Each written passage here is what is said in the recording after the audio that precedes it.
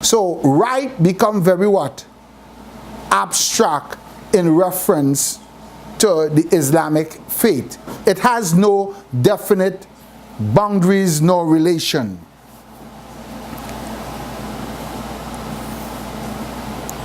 Okay, now there are several reasons for using metaphorical expression of God. First, metaphors often inform us what God can do.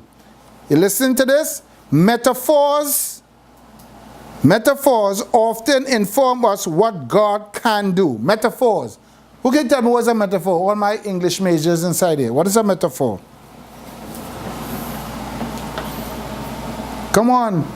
All you college graduate, wow. Something that's used to describe something else. Yes, something is used to describe something. A metaphor. Right. Okay. Something that is used to describe something else. Something that we can relate with. Okay.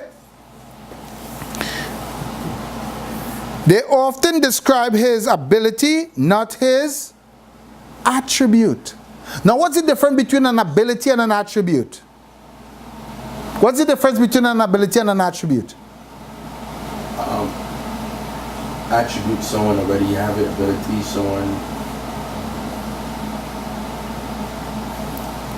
An attribute is what? A characteristic. Well, a characteristic could be something like a skill. This is why the word attribute is somewhat of a stronger use of that term. What is an attribute? An attribute is part of the very essence of what makes you, you. Because you already have it, right? It's not that you already have it. You cannot exist without it. Oh, okay. It's not like something someone could give to you. An attribute is not what you earn or you are given or you inherit. It's part of your characteristic. They use characteristic. Characteristic is a very destructive word. It's a very destructive word. Characteristic only has its function in an environment where you're trying to associate certain behaviors and function. Attribute has no relation to characteristic. This is why these terms must be clearly defined. What is an attribute? An attribute goes to the very essence of that thing. Could you have chairness? Can I have Chinese? Chairness. Chair. Could you have chairness? What's the characteristic? What's the attribute of this chair? Wood. It is. What's the attribute? No, of the chair. The attribute of the chair. Sit on. It's to sit in. That's right. That's a chair. That's the attribute of that chair.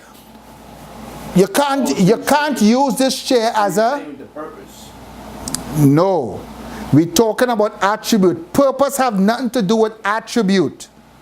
Purpose has to do as a result of your state of existence. Your purpose follows. Purpose only is as a result of what? Secondary causes. Extrinsic causes. All extrinsic causes have what? Have a purpose for being. So now we're seeing all these questions that we asking, we're seeing how it relates now to the definition that I just gave. So now, thus, he is like a strong tower or shield that can protect us, or he has wing that can hold us up, etc. All these things is what he can perform. That is not what he is. He is using human terms, human language in order to communicate to us what he is like. Right? Metaphors communicate what God is like in an indirect, non-literal way. Metaphors communicate what God is like in an indirect and non-literal way. The non-literal actually depends upon the literal. Let me say that again. The non-literal actually depend upon the literal. The non-literal actually depend upon the... What that is actually saying, the non-literal, meaning you must have a physical existence in order to relate to the non-literal. You must have this literal entity in order to relate to the non-literal. Who is the non-literal here? Who is the non-literal we're talking about?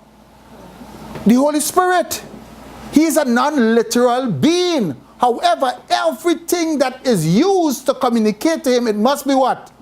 Literal. So within the literal expression of what that thing is, it shows his very what?